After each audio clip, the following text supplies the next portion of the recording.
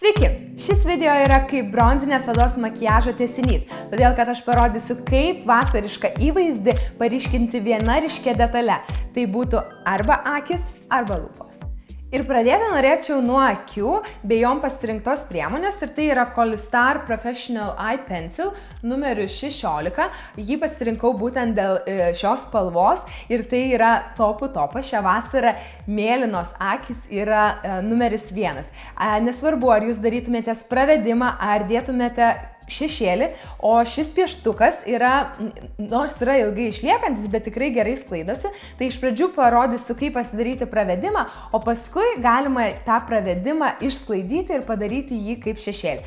Taigi keliauju prie visko nuo pradžių, tai pasismailinu pieštuką ir rodau, kaip pravesti pravedimą.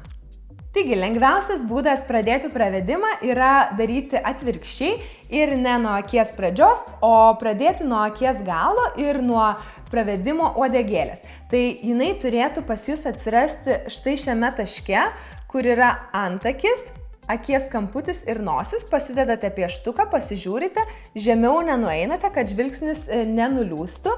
Mes norime pakelti akį ir darysiu ne labai ilgą, o tiesiog tokį vos pratemptą pravedimą. Taigi pasižiūrėjau, ar ne, ir pradedu štai taip nuo uodegėlės.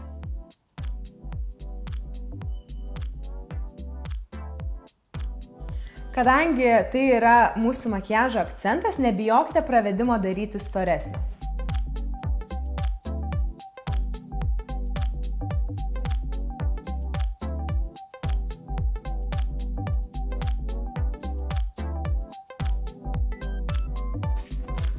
Ir kai nukeliaujate iki akies vidurio, galite tuomet pradėti nuo pradžių ir tas dvi linijas sujungti.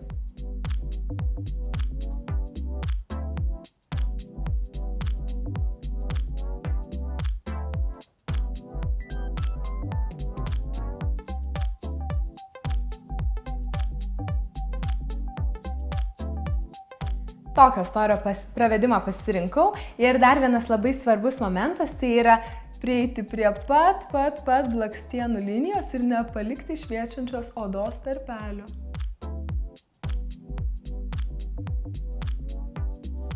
Šiaip darant pravedimą netempkite akies, tačiau jau prieinant prie šitos blakstienų linijos galite timptelti, kad tiesiog jums geriau pasimatytų, kur dar odos nuogos liko. O jei nemėgstate pravedimo ir norite daugiau padūmavusių akių, tiesiog paimkite kitam gale esantį teptuką, tokią kaip kempinėlę, ir viską sukamaisiais judesiais prasklaidykit, arba tiesiog pasimkite šepetėlį ir atlikite tą darbą juo. Tačiau, kadangi, kaip minėjau, pravedimai yra, visokių formų pravedimai yra šios vasaros tendencija ir ypatingai tokios mėlynos spalvos, tai aš paliksiu šiam įvaizdžiui pravedimą. Keliauju prie kitos akies. Taigi su tokiu ryškiu, gražiu, mėlynu pravedimu atrodysite puikiai tiek pajūry, tiek ir mieste. O dabar keliauju prie kito varianto ir prie šio įvaizdžio ryškinsiu nebe akis, o lūpas.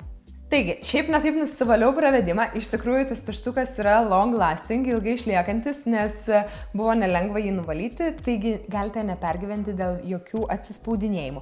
O dabar keliauju, kaip ir žadėjau, prie lūpų ir joms pasirinkau štai tokią gražią rožinę ryškę spalvą ir tai yra Estee Lauder Pure Color Envy 420 numeriukas.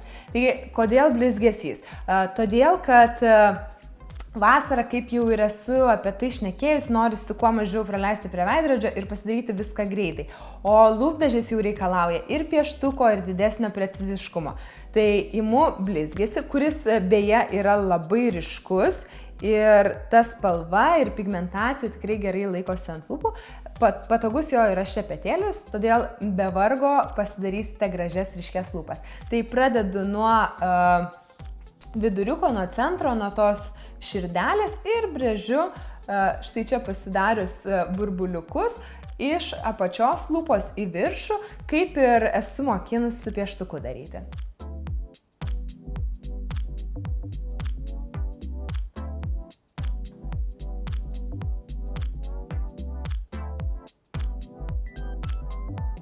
Štai taip pradedame ir dabar iš apačios į viršų sujungiame.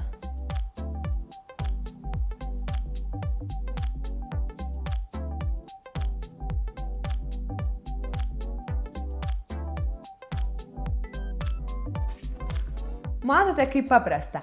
Beje, patarimas, sekit savo lūpų kontūrą, galit vos labai lengvai apvalinti, tačiau neužsipieškite itin didelių lūpų, nenatūraliai atrodančių, dėl to, kad kai pasivalys pačios lūpos ir liks tik tie ūsai, atrodys katastrofiškai. Taigi geriau likit prie savo natūralaus lūpų kontūro. Na ir keliaukite prie apačios, taip pat pradėkite nuo centro, o po to sujungkite su kraščiukais.